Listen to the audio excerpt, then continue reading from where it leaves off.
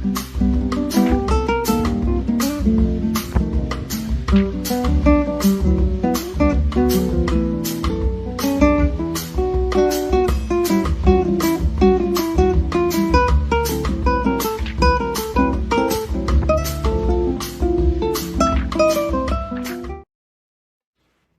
noite a todos, sejam bem-vindos a mais um Páginas de Nossa Vida.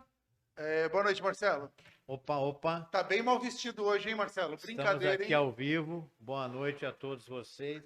Ó, já são aqui... campeão? Ainda não, né? Vamos esperar quarta-feira. Eu achei importante ontem o Internacional ganhar, porque aí quarta-feira nós fazemos nossa festa em casa, né? Direto lá, né? Diante da nossa torcida. Mas eu vim hoje com essa camisa não só pelo título, mas para homenagear meu amigo corintiano, né? Meu parceiro de programa. Devia ter vindo. Porque é legal, né? Essa adversidade, vamos dizer assim, essa brincadeira é saudável, ela funciona, né? Ela é saudável, não tem problema nenhum.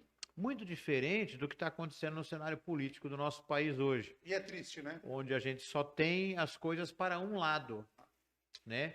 Todas as situações aí que estão acontecendo, a gente só tem o favorecimento sempre de um lado. E isso não é democracia. Democracia é quando há igualdade, há equilíbrio. Não estou aqui defendendo nenhum nem outro candidato.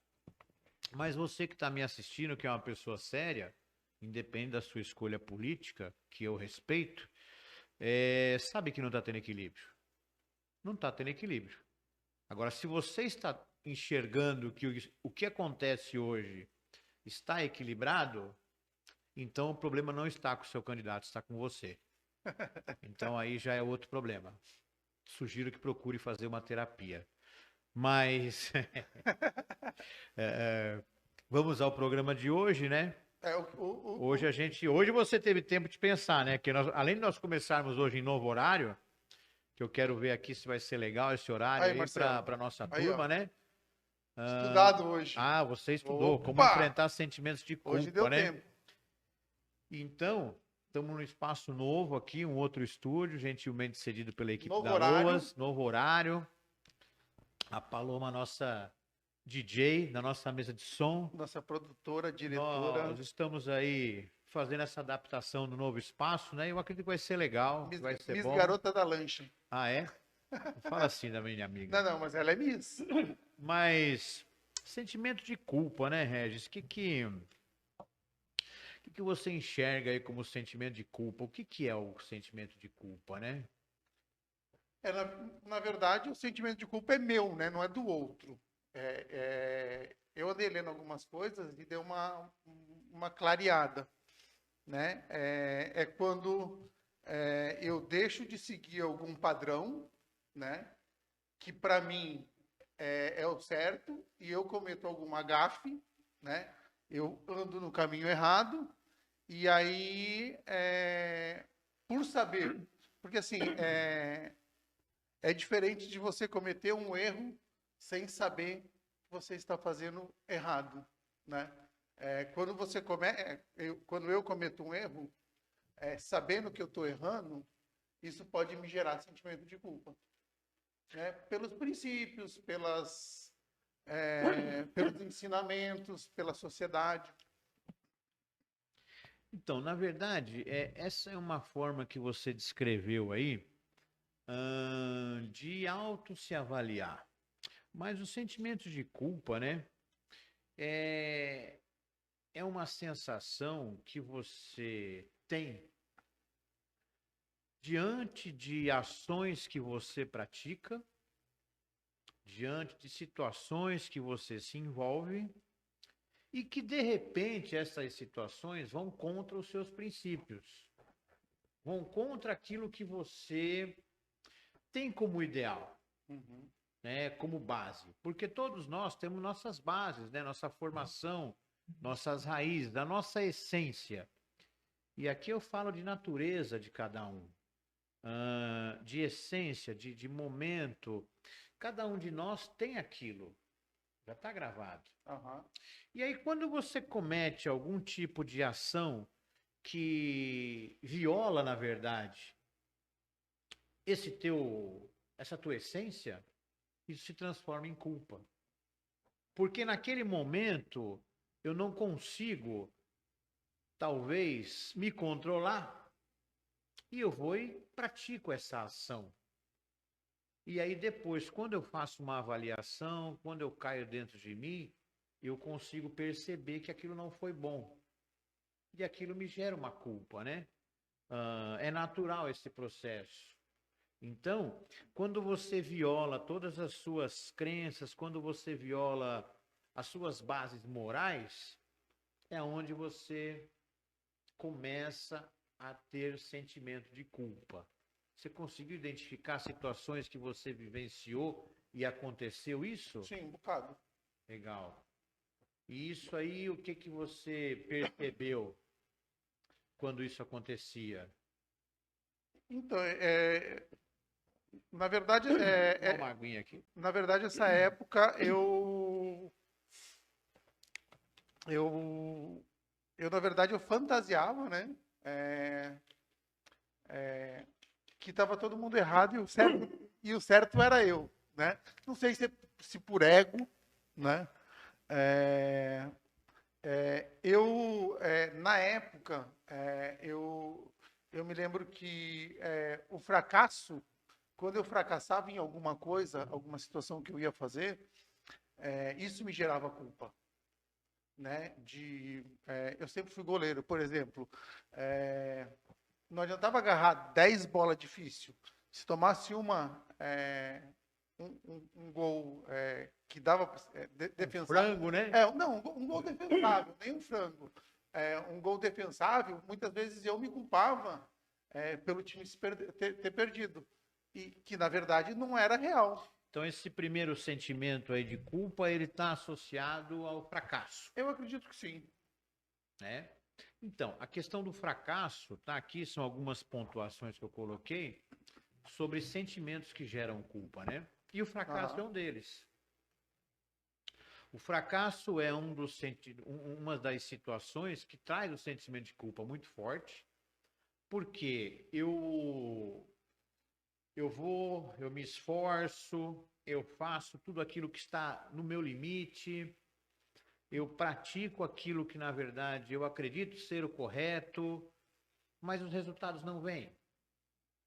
E quando não vem o resultado, a sensação de fracasso é muito grande. E isso acontece, né? Não sei se vocês lembram no último programa que eu falei sobre isso, a questão das fases do nascimento do ser humano, lembra que a gente comentou sobre isso? Isso acontece em várias fases da nossa vida. Sim.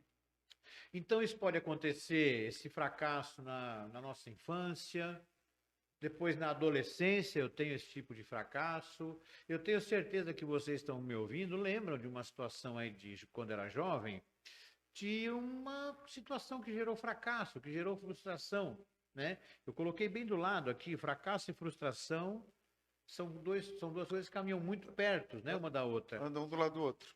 E aí você trouxe isso para você.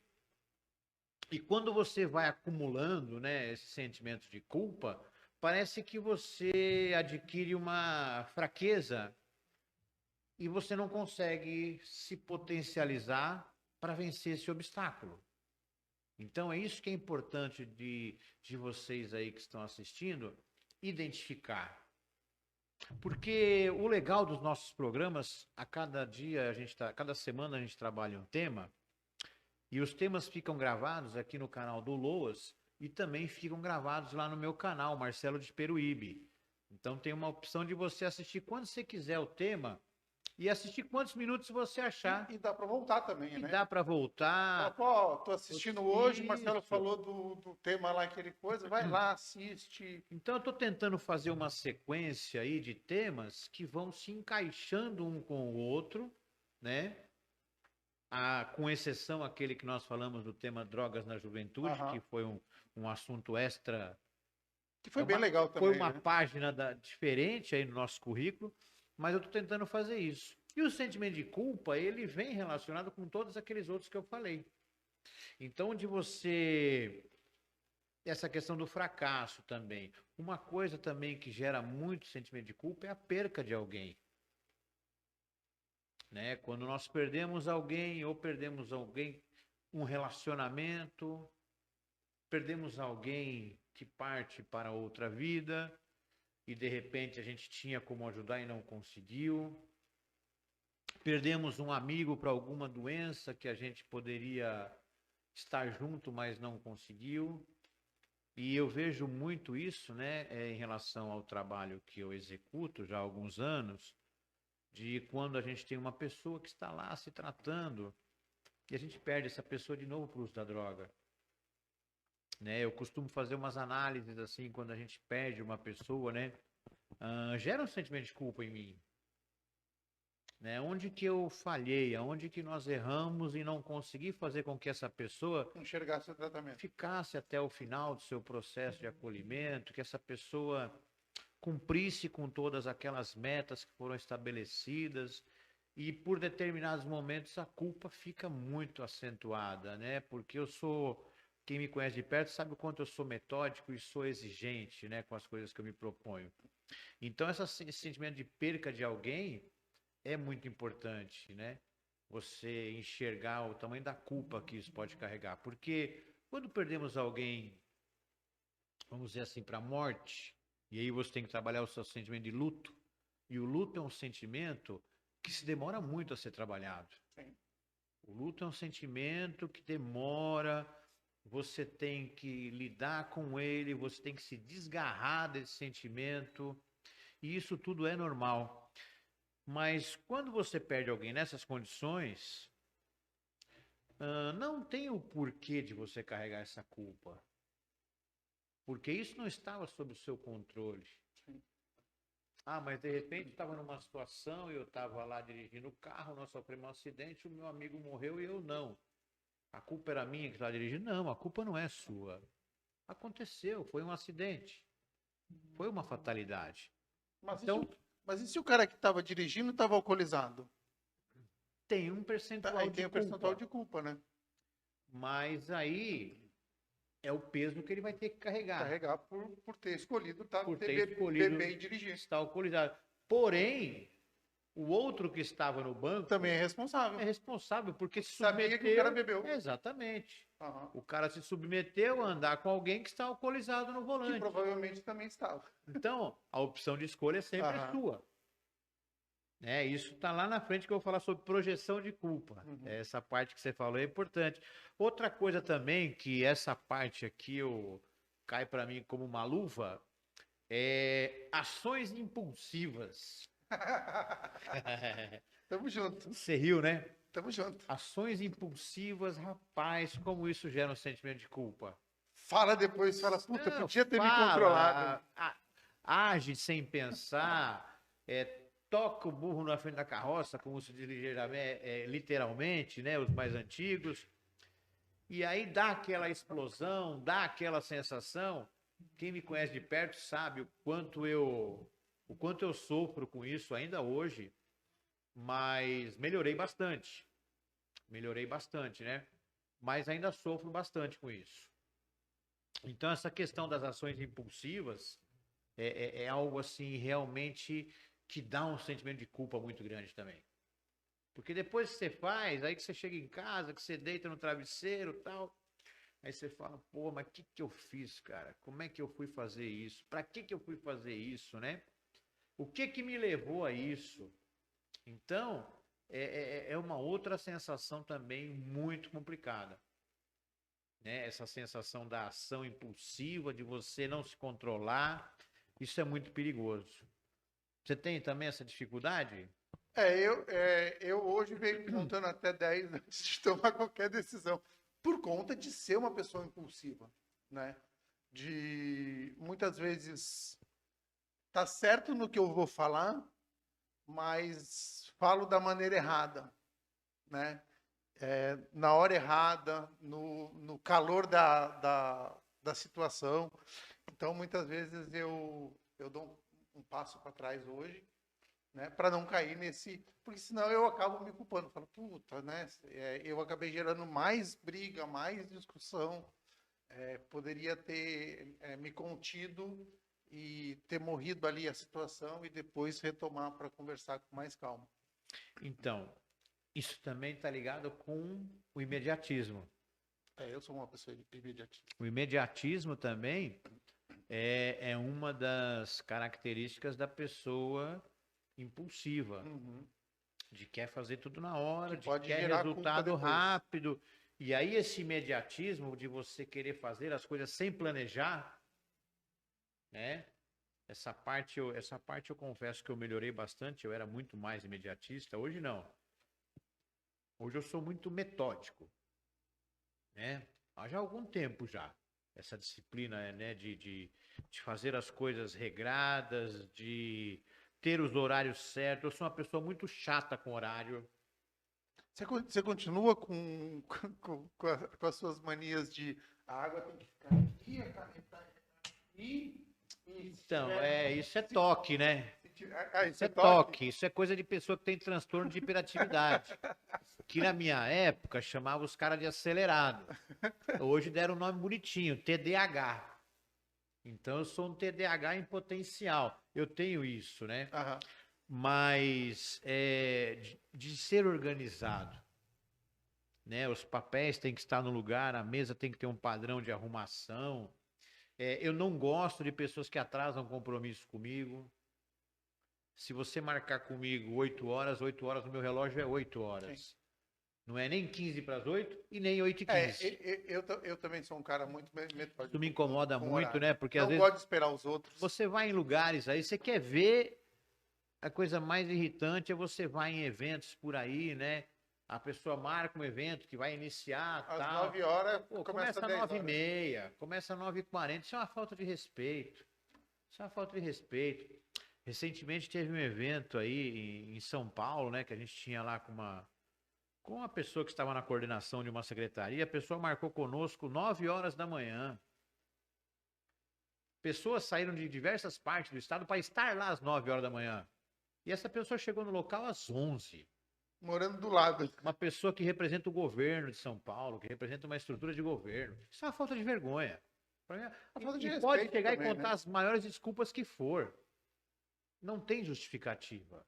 Seria muito mais elegante ligar para a sua assessoria e falar: não poderei estar presente às 9 horas. Faça um evento, depois eu estarei aí. Então, essa questão também é muito complicada. O pessoal está perguntando aí? Tá. Ó, que bacana. Como é que nós estamos aí hoje aí de galera aí? Estamos com 20 pessoas no chat ao Opa. vivo agora, muito legal. Aí sim. Obrigado aí por todos que estão Quero nos mandar assistindo. um oi aí pra rapaziada, né? Lá das nossas unidades masculina e feminina do Recanto Vida. Estão todos Que ligados. estão assistindo. É isso aí, meninos e meninas. Tamo junto. O Fernando foi o primeiro a dar boa noite no chat. Mandou um grande abraço para você. Legal, Fernando Fernandinho. Silva. Fernandinho, tô te esperando, hein, moleque? Vem logo. E o Jorge Silva perguntou se. Boa noite. Sentimento de culpa. Posso dizer que meu travesseiro conhece muito bem. O sentimento de culpa está ligado ao quadro depressivo? Há uma cobrança interna? Você concorda, Marcelo? Na verdade, Jorge, Jorge. é assim. Realmente, nosso travesseiro, ele é nosso cúmplice, né? Porque somente ele é capaz de acomodar os nossos pensamentos. Mas o sentimento de culpa, quando ele não é bem trabalhado, ou como ele se acumula, ou quando ele vira um processo assim frequente, ele pode se tornar assim um futuro agente para um comportamento depressivo. Pessoas depressivas possuem sentimento de culpa muito forte, né? Depois, lá na segunda parte, eu vou falar sobre como lidar com esse sentimento de culpa. Legal. Uma coisa também que é muito importante, as pessoas que se culpam muito pelo seu passado. Viver o passado. Mas por que não resolveu? Porque não resolveu, porque não fez aquilo que deveria ter feito, ou pelo passado que teve, pelas ações que cometeu no passado e hoje carrega essa culpa. Porque não se liberta do passado? Porque não consegue se libertar, não consegue enxergar que o que ficou lá atrás é o passado. E aí o melhor caminho é uma terapia. O melhor caminho são vários, né? Você vai falar na segunda parte, é Isso, isso? não só uma terapia, mas tem outros caminhos também. Mas a questão do passado, eu acho que ela é muito marcante, porque assim, acumulou a questão dos fracassos. Os fracassos vêm da onde? Das coisas que eu tentei realizar e não consegui. Elas estão aqui atrás. Depois, o sentimento lá que eu falei de perder alguém, sentimento de luto, as ações impulsivas. Quantas vezes por ações impulsivas deixei de fazer coisas produtivas? Gastei uma energia, né, desnecessária com algo que poderia ser poupado ou algo que poderia ser pensado melhor, e aí ficou essa marca lá atrás. A questão de querer resolver tudo na hora, do imediatismo, como eu falei, ficou lá atrás. Então, tudo isso é o passado que está lá se acumulando, né? E aí você fica com aquela cabeça gigante. E cada dia que passa, pior. E cada dia que passa, melhor e piora isso. Então, o que acontece? Você não consegue livrar disso. E aí você começa a fazer o quê? O que você faz quando você tem algo que você cometeu e aí não quer aceitar ou assumir? O que você faz? Cara, é difícil. Difícil, né? Que eu não queira assumir que eu fiz. Ações que estão lá relacionadas com o seu passado te gerou sentimento de culpa, mas você não assume que é você o responsável por isso, você faz o quê? Eu transfiro para o outro. Exatamente. Aí vem o sentimento de Não, projeção. eu fiz porque era, assim, um exemplo tosco, tá? Eu fiz porque meu irmão não faz, ou meu irmão é não sei o quê, e aí eu fui obrigado a fazer porque ele precisava, e aí eu acabo contaminando uma outra pessoa, né, por conta de tirar o meu da reta. Exatamente. Então, quando você não consegue assumir que esse sentimento de culpa que vem sendo acumulado ao longo desse período que nós falamos aqui é seu, é só seu, né? Aí você começa a projetar. Mas eu quando eu projeto para o outro, a minha mente acredita nisso que eu estou falando, que a culpa não é minha, é isso? Na verdade, não é que a sua mente acredita. Eu acredito. Não, é você começa a projetar nas pessoas, nas situações e nas ações. E essa projeção é uma forma de aliviar os seus sentimentos de culpa. Então, quando eu projeto no outro, quando eu crio justificativas para assumir aquela ação que eu fiz errado, eu estou projetando no outro o meu problema. Quando eu não consigo lidar com as minhas dificuldades em função de um território, de uma situação que eu estou vivendo, o que eu tenho que fazer? Eu saio da situação. Mas na maioria das vezes eu não consigo. Na maioria das vezes eu quero enfrentar, eu quero questionar, eu quero debater. Eu quero ir até o fim provando que eu tenho razão. E aí não dá certo.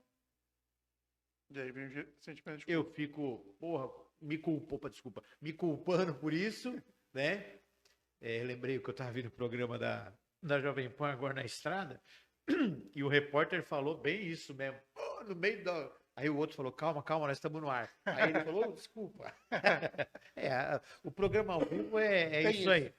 Então, o que acontece? Eu não consegui resolver isso.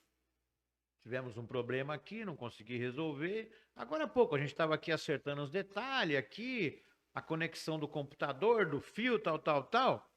Aí, de repente, se acontecer alguma coisa errada na transmissão, eu não falei, a culpa é dela. A culpa é dela que não fez as coisas direito. Paloma. É fácil. Sim. É fácil achar um bode expiatório. Culpado. É fácil. Né? Muito mais difícil eu falar, não, a culpa é nossa, que estamos aqui, que não chegamos mais cedo, que não olhamos tudo, que não fizemos testes, né? Quer chegar em cima da hora e achar que tá tudo certo. Não, mas aí eu tenho que sair eu sempre por cima da situação. E aí eu jogo isso na conta do outro. Então, essa questão de projetar em pessoas, situações e ações é uma forma muito fácil de culpar os outros pelas minhas falhas. Então, assim, tá fácil, né?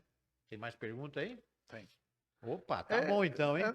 Eu não sei nem se não é, se é pergunta, é comentário. Apesar de ter cuidado dos meus pais até o fim da vida, aconteceu um sentimento de culpa por um tempo, né? Tia Cleide. Ah, então. Percebo que, e aí depois ela coloca num outro comentário, eu percebo que minha ansiedade me leva a tomar atitudes impulsivas. Então, é por isso que você tá casada comigo. Tá explicado. Tomou decisão impulsiva, casou. É, foi impulsivo.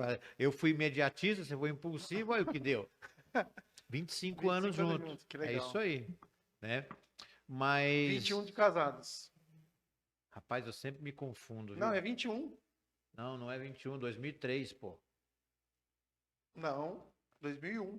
2001? 2001. Ah, 2003 nasceu o Luciano, é verdade. 2001, eu sei mais que você. Senhor, tá. É que, Você tava lá, né? que é verdade, uma é data verdade. marcante na minha É vida verdade. também. Então, essa questão que ela trata, né, não só ela, mas várias pessoas têm essa situação, né, de ter cuidado dos pais, né, na velhice. E eu acompanhei bem de perto isso, né, essa situação de o quanto ela sempre foi muito dedicada aos pais, né? Não é porque é minha esposa que eu vou falar, mas eu sempre vi o quanto ela era dedicada e o quanto ela era amorosa com os pais dela, né? E isso nos últimos 10 anos, porque nós tivemos uns problemas de relação familiar, porque a família ela é composta de vários kits, né? Vários módulos. Quando você casa, você só quer a esposa. Não, vem o pacote junto. Mas aí vem um kit, né? Kit 1, que é sogro e sogra. Depois vem o módulo 2, que é cunhado, cunhada, sobrinho, sobrinha. Depois vem o módulo 3, que é primo do primo da cunhada. E assim vai, né?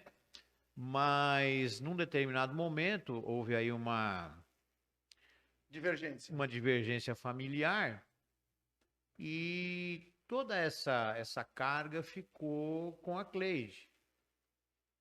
E eu acompanhei de perto isso. Por alguns momentos tivemos aí umas diferenças, né, de opinião, mas em determinados momentos eu também fui um pouco, até posso dizer, egoísta, né, porque eu queria ela mais para mim do que ela para os pais. E é comum, né? Isso daí, mas depois eu comecei a enxergar que isso era egoísmo da minha parte e eu, em todos os momentos, eu pude proporcionar para que ela pudesse participar o quanto ela quisesse daqueles últimos momentos que os pais estavam vivendo. Porque eles já estavam idosos, né? E a gente sabia que uma hora eles iam embora, é natural. E os últimos 10 anos, isso foi de 2009, 2010, né? Até 2020. Então são 10 anos, porque meu sogro foi embora em 2018 e minha sogra foi embora em 2020. E eu pude conviver bem de perto com eles. E quando parece uma coisa muito estranha, né? Quando nós vivíamos esse grupo familiar maior, que eu nunca curti muito, eu não conseguia enxergar tanto valor no meu sogro e na minha sogra. Depois, quando nós convivemos esse grupinho menor, né? O que é grupo menor? Era eu, meu sogro, minha sogra, meu filho e a Cleide. E o meu sobrinho de São Paulo. Então, quando nós começamos a viver com esse grupo menor, fim de semana, porque assim, não tínhamos encontro com outros familiares.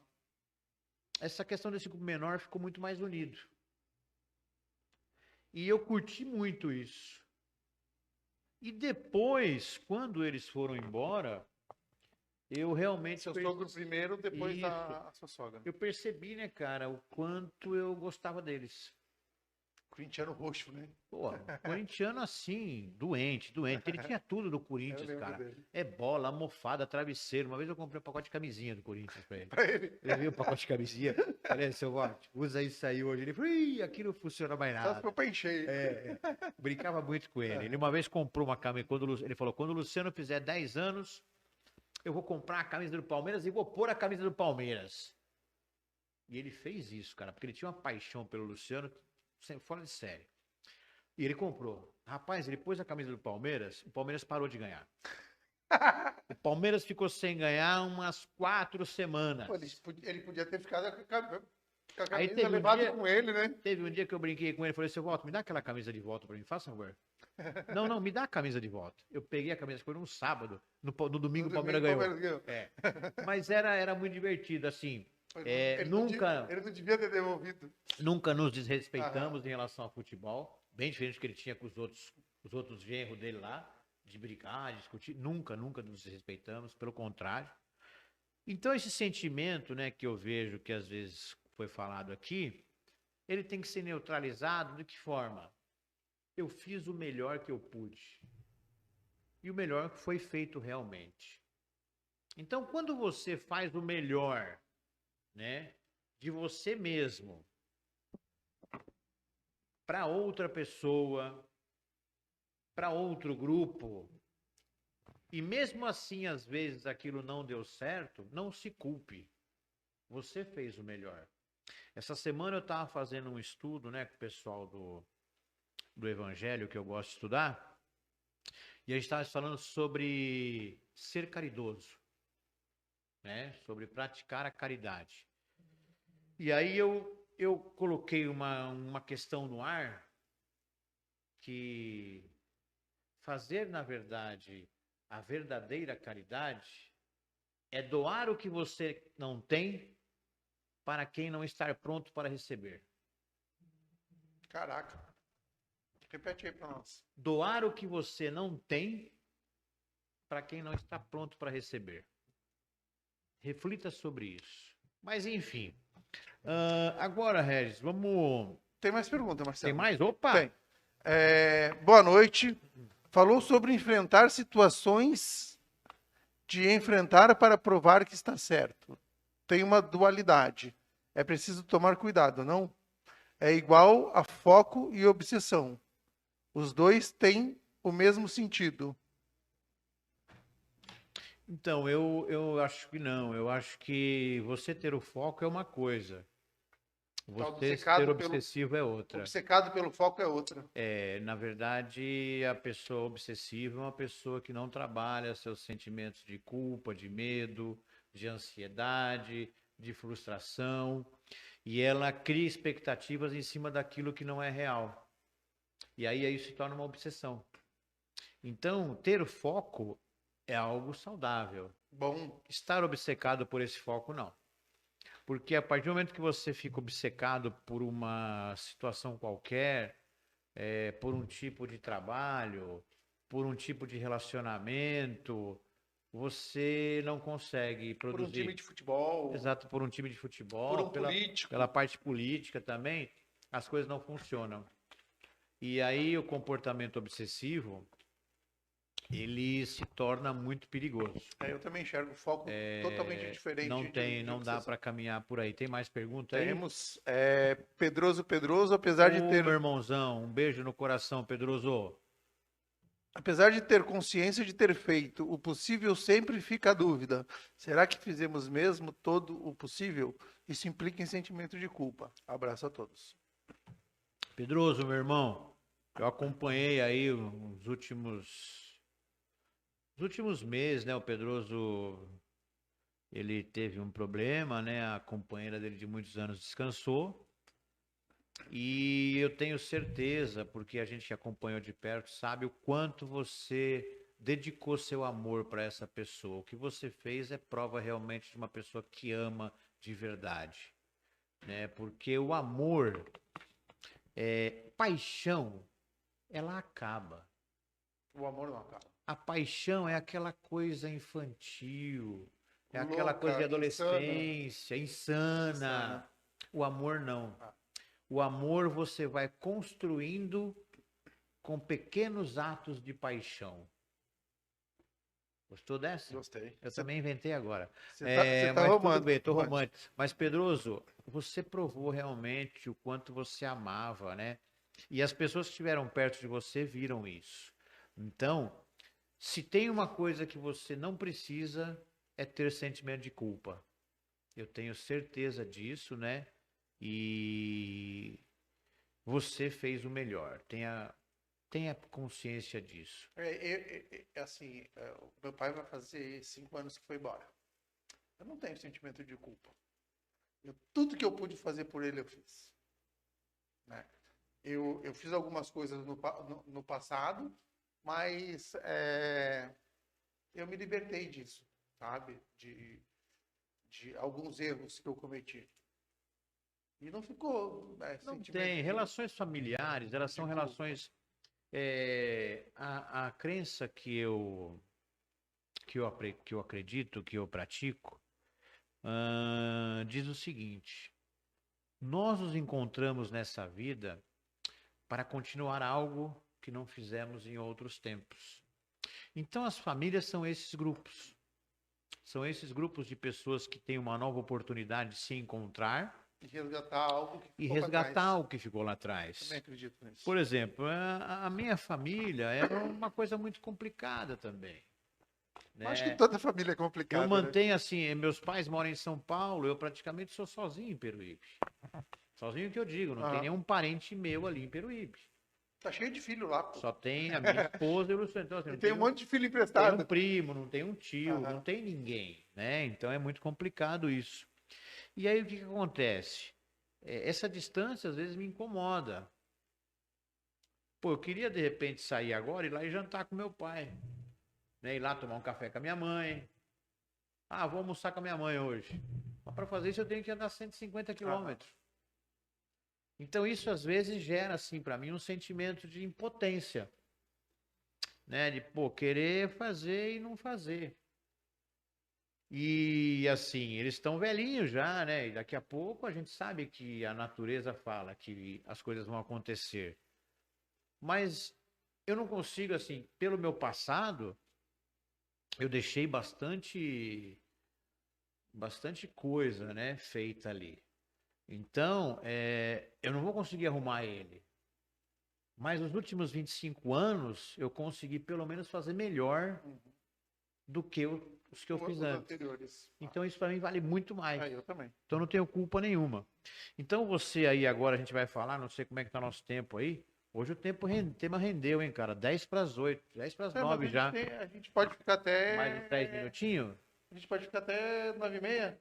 Até 9h30. Não, mas aí fica muito longo o programa Não, mas também. se tiver rendendo, a gente vai. Não, mais um pouquinho só.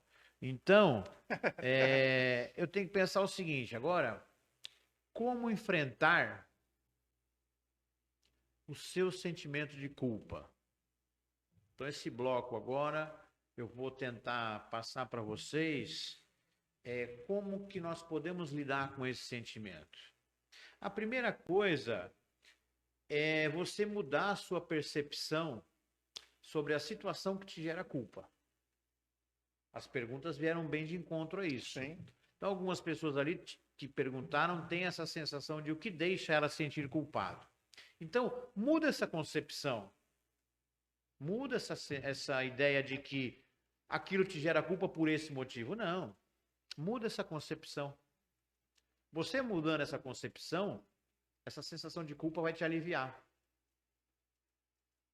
Então ela vai ser menor e ao ponto que ela vai se diluir naturalmente. Outra coisa que nós temos também que enxergar, como eu falei lá dos fracassos, do imediatismo, de ação impulsiva, né? Aprenda a lidar com os seus erros. Você tem que saber lidar com os erros, né? Você precisa dos seus erros para crescer. A pessoa que não erra não cresce.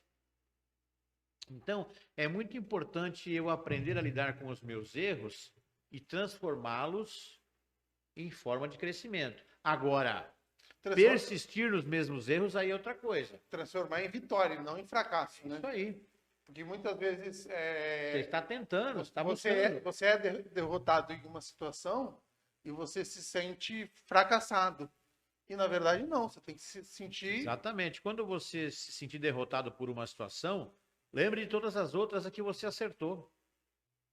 Porque nós temos muito isso, né? Fazemos aí 9 coisas certas, aí erramos uma, e essa uma que eu erro é aquela que todos me criticam. E ninguém lembra das 9 que eu fiz direito. Porque isso pode fazer com que eu deixe de acreditar em mim mesmo, né? Exatamente. Então, você tem que começar também a discutir com o seu cérebro, discutir com os seus pensamentos, discutir com o que está aqui, ó. Né? Não deixa ele te maltratar.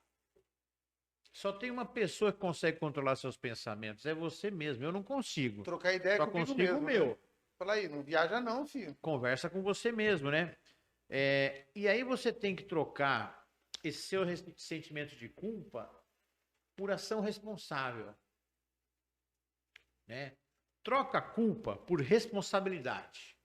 Porque a culpa pode me gerar procrastinação? Não sei se é procrastinação. Não, procrastinação é quando você deixa de fazer as coisas, quando você... Não, mas então, se esse sentimento que eu comentei, de eu me sentir fracassado, e aí acaba me travando para fazer outras coisas. Não, isso não é procrastinação. De eu falar, puta, eu vou fazer, eu vou fracassar de novo. Não, E isso é medo. Isso é medo. É medo de enfrentar o novo.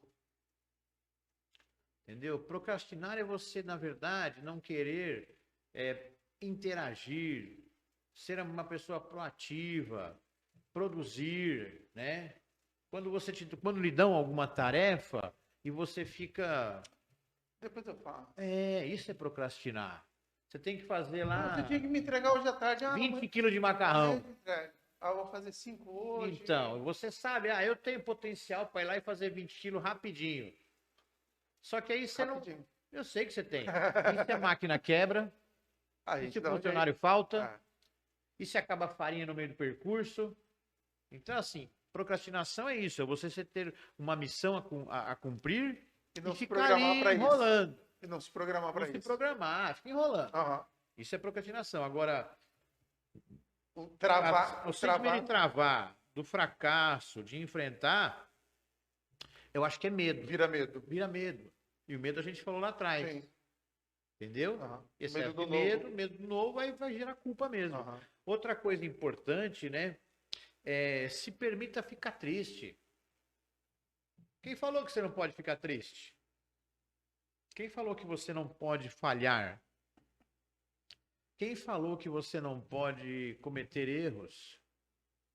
Então essa é a ideia. Quando você começa a pôr as coisas na balança, o sentimento de culpa vai diminuindo. Mas o cara que se culpa muito é porque ele exige muito dele mesmo e não sei se tem a ver com egocentrismo também, de se achar perfeito, de se achar... Não, eu acho que não pode eu errar. acredito que a pessoa que se culpa demais é porque ela não quer se olhar para si mesma. Ela tem medo dela mesma. Do potencial dela? Não, talvez do potencial. Ela tem medo de enxergar que aquela situação hoje que está gerando tudo isso para ela, muitas coisas é culpa dela mesmo. Que é só enfrentar. E às vezes não consegue sair daquele buraco. Isso é normal. E aí precisa de ajuda. Precisa de muita ajuda. Só que tem pessoas que estão vivendo situações como essa, e mesmo tendo várias pessoas de perto querendo ajudar, elas não conseguem sair desse processo. Porque não enxergam. E assim, eu não culpo essas pessoas por isso. Porque ela já se tornou, talvez, tão depressiva, tão impotente perante a esse sentimento que ela tem, que ela não consegue reagir. E aí esse sentimento de culpa é muito perigoso. Já se torna doença. Já virou depressão. Já vira uma doença. E aí aquela pessoa que está sorrindo muito, que está te mostrando toda aquela felicidade, lá dentro não acontece nada disso. Tem muita gente que vive uma vida nas redes sociais. É isso aí. E na vida real é completamente diferente. Exatamente. Eu rede social, né, agora ainda mais agora na política, Eu estava conversando com aquele, você tá louco, você só fica fazendo... Comigo é assim, rede social é treta, é zoeira, é azaração, é pra isso mesmo. Não é pra mimimi. Se for pra mimimi, pede ajuda, como diz o cara lá, contratos profissionais. Ali é treta. Mas tem pessoas que enxergam de outro jeito. Então, vamos se enxergar. Mas falando na vida real, é isso. Então, isso é muito perigoso, né? Eu ia hoje, na verdade, contar uma história e colocar um fundo musical. Eu até preparei isso. Mas dá pra botar no celular Não, aí. mas eu vou mudar. Eu vou É? mudar, eu vou mudar. Eu tava vendo os pregos na parede aqui. Aí eu lembrei de uma história dos pregos da parede. Te contei essa já?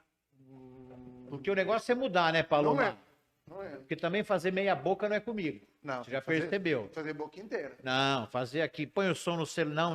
Não tem problema, não deu certo o plano A, vamos pro plano Vamos B. pro plano B. Sempre tem que ter um plano B. Então essa historinha aqui, E por conta da camisa, vocês estão acostumados com o plano B, né? é sempre aqui, ó, segue o líder. Então, havia um jovem, e esse jovem cometia muitas insanidades, cometia muitos erros, muitas falhas. E cada vez que esse jovem cometia um erro, o seu pai pegou uma tábua e a cada erro que ele cometia, o pai colocava um prego nessa tábua. Ainda bem que não batia no menino com a tábua.